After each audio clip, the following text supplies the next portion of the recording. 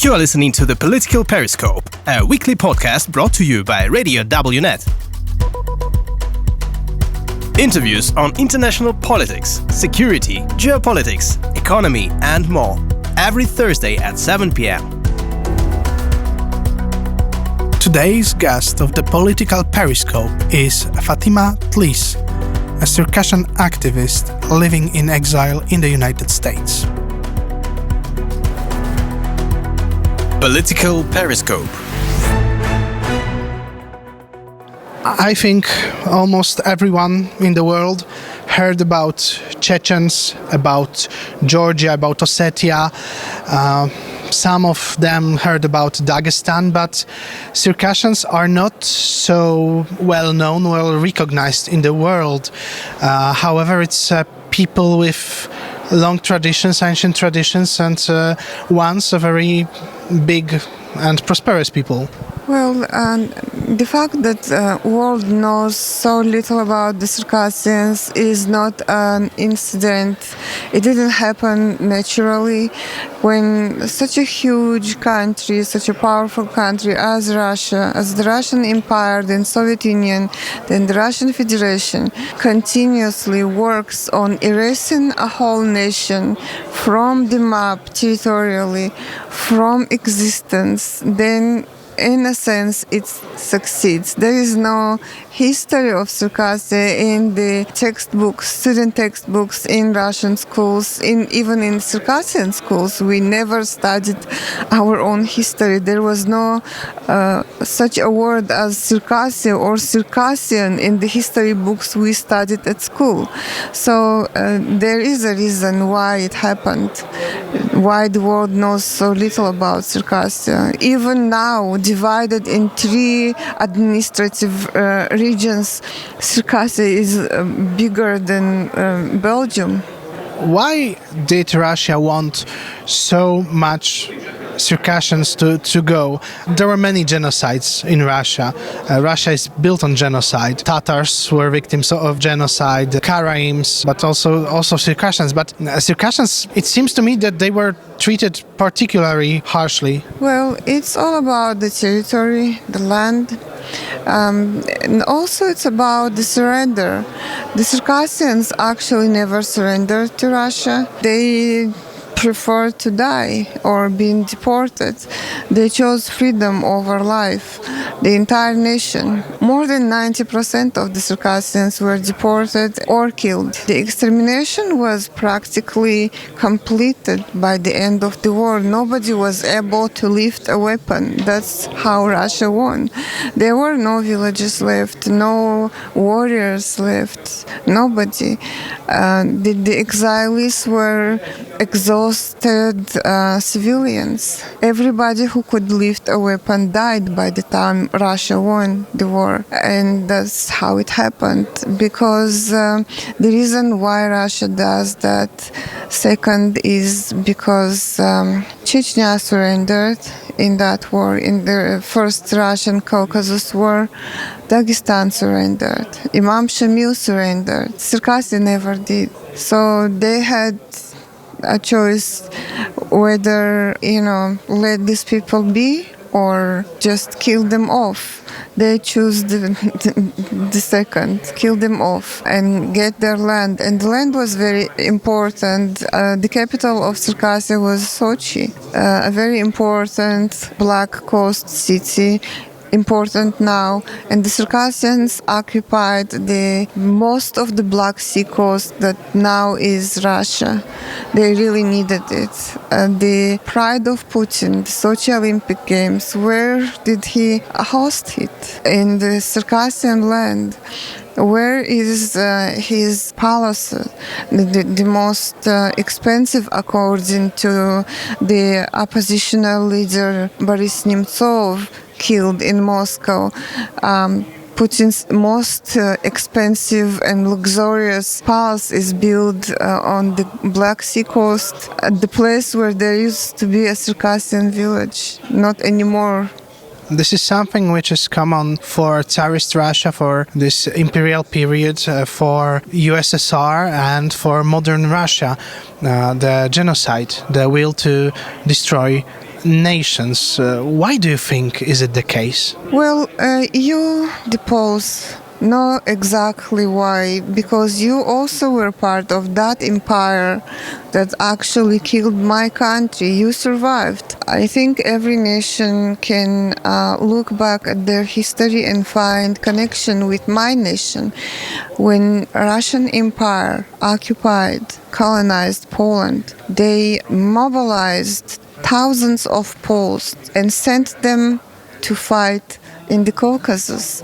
Many of them joined the Circassians, for instance, and in our oral history, coming from my grandmother and other people, it was the Poles who actually saved the remaining Circassians from the Russian using, practically it was the first probably use of biological weapon, because they introduced plague in the Caucasus, in the Circassian regions, because they needed a really effective weapon to reduce the population and solve the issue.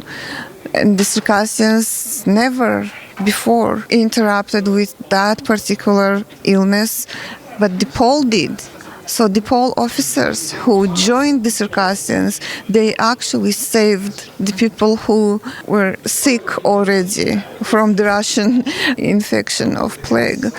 And that's for us, that's a historic fact. Maybe you can't find that in historic documents, but there are a lot of historic testimonies from the Pole themselves. My father's last name, for instance, is unusual for a Circassian. It's Orzeł, or I don't know how to pronounce it in Polish, but I think it's something like an eagle. So I think we just need to dig a little bit to rediscover our connection, our joint feelings towards the state that once occupied your people, still occupies my people and keeps destroying them, depriving them fundamental rights. The diaspora Circassians cannot return home. When there was a bombing in Syria, a war, civil war in Syria, a large Circassian diaspora was under Russian bombs, once again destroyed by Russia. Thousands applied for visas at the Russian embassy in Damascus, Circassians, to try to get their families out of Syria back to their homeland, to the Caucasus. Probably less than 100 got the visas. And Russia was bragging everywhere that they're evacuating people from Syrian conflict while killing the Circassians.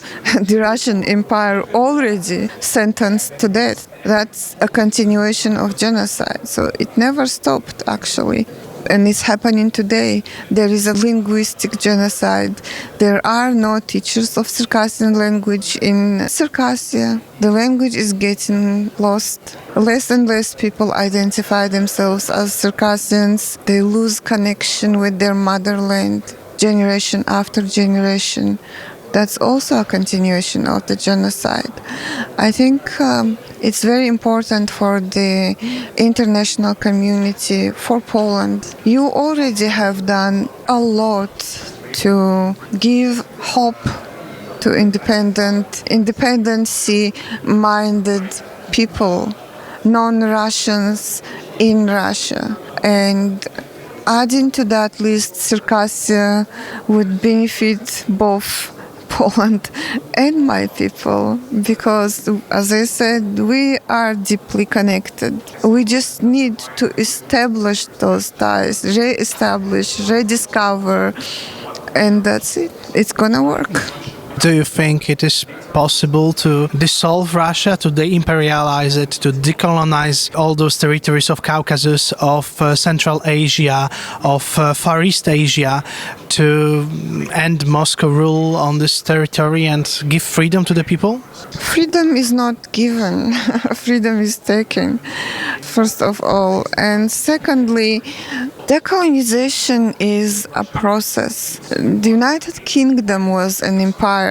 India was part of that empire. Many other nations around the world were part of that empire, colonized by United Kingdom. Now they're free, prosperous nations. Soviet Union was an empire. And when the Soviet Union crashed, there was a real, absolutely plausible fear in Europe, in the West, that this is going to turn into a chaos and there is going to be tangible security threat to Europe, to the world, because of this dissolution of the Soviet Union. What happened next? Look at every country that used to be part of Soviet Union. Do they pose danger to the world? The Baltic countries, are there some radical rogue nations that, threaten their neighbors? No, they're not. They're democratic countries moving forward, prosperous. Look at Ukraine. Look at Kazakhstan, other countries in Central Asia. Look at Moldova. Georgia, they are going through the transition processes. They are experiencing issues, but are those issues similar to the issues that we see in Russia today? Do they pose any threat to the world, outside world, or their neighbors that could be in any way comparable to the threat Russia poses to the world? No. And also a fascinating fact that Ukraine was ready to sacrifice its nuclear arsenal for freedom, to be free of Russia. I think that tells everything about how these people occupied by Russia feel. Sorry, decolonization is a process. There is a legal procedure that allows every country, any country, to get decolonized. The initiative can come from the colonies. The initiative can come from the metropolia, in this case from Moscow. Moscow can initiate itself decolonization and let these people who don't want to be under Russian rule go. We don't see that happening, but the international law guarantees a right of every nation's self-determination. It doesn't have to be nasty or bloody. It's an absolutely legal process and procedure with a lot of precedents. It happened in the past, so we just need to follow the template. There are templates. You said that there are rules for decolonization, but the problem is many countries, many people in the world don't really recognize Russia as a colonizing state, as a colonial empire. Well, that's a serious problem. Maybe they do, but they don't admit it. I think every country in the world knows Russia is a colony. Even dictatorships know that. China knows Russia is a colony, Russia is an empire. Not a colony, but an empire. A colonizing power. But do they admit it? No, for some geopolitical interests, for some relations with Russia involving money, anything. They just don't admit it. As for the West, of course, Russia is a nuclear power, a major nuclear power with an enormous nuclear arsenal. And the main problem for the West in dealing with the colonization of Russia probably is in finding a solution when that nuclear arsenal is safe, secured, doesn't fall in the wrong arms. So there are issues, and they are still solvable. What would it take to start this process, to give the impulse to start dissolving the Russian empire? Do you think there is enough will in the peoples that live inside of Russian Federation, or do you think that there is a need for an outside force? By outside force, you mean what kind of force? Military force? Like, I don't know, maybe some international pressure or something?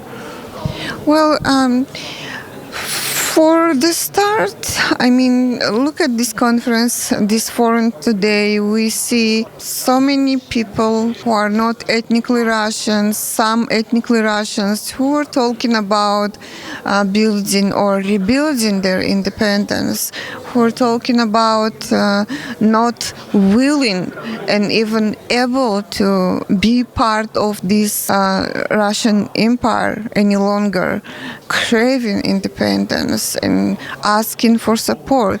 This may be not a practical step towards achieving that goal for them, but for the people they represent, every single one of those nations that are represented here today, this is the significance of this event as a symbolic gesture of the support, if not practical support, then attention from the European Parliament. It's absolutely impossible to overestimate the symbolic meaning of this event for those people in Russia. That's how it starts, because you give people hope. It's possible. No, we know you exist. We know you're not happy. We know you are oppressed. You are, by law, by international law, you are a captive nation. And there is a law that allows decolonization of that empire. So that's the message this forum sends today to the people in Russia and people outside Russia, like in the case of Circassians, the diasporas. It's absolutely impossible to overestimate that message. It's very, very important. Do you think that the war in Ukraine and hopefully the victory of Ukraine will speed up the process of dissolving of Russia? Absolutely, it already does. The fact that Ukraine is winning, and most certainly it must win for the future of the entire Europe, not just Russia or Ukraine. Ukraine must win, and the international community must do everything they can to help Ukraine win. And that victory means everything for the future of the nations inside Russia. That's a signal that Russia could be defeated. There is outside world that could help. They just need to express their view for the future, their intentions. So, yeah, absolutely. I don't think Russia is able to control this process any longer. We went to sleep in Soviet Union and we woke up in the Russian Federation. The same thing could happen with this Russian Federation the way it is today, even if nobody pushes for it from the outside. This is going to probably implode, most likely, the way it's going. It's too corrupted, too violent, and too dangerous for its own people. Thank you very much. You're welcome. Thank you. This was The Political Periscope. The podcast is released every Thursday at 7 p.m.